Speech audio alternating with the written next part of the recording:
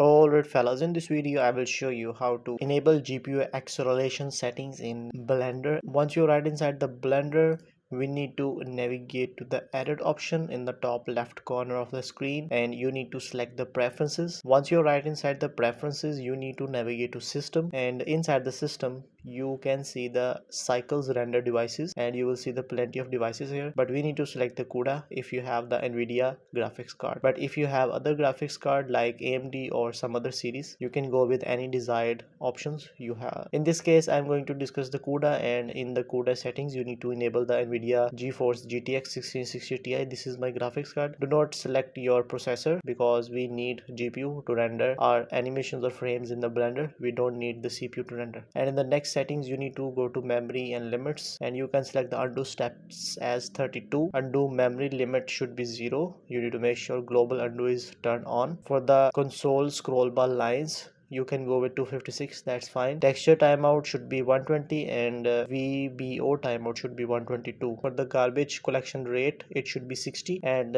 in the video sequencer, memory cache limit is very important.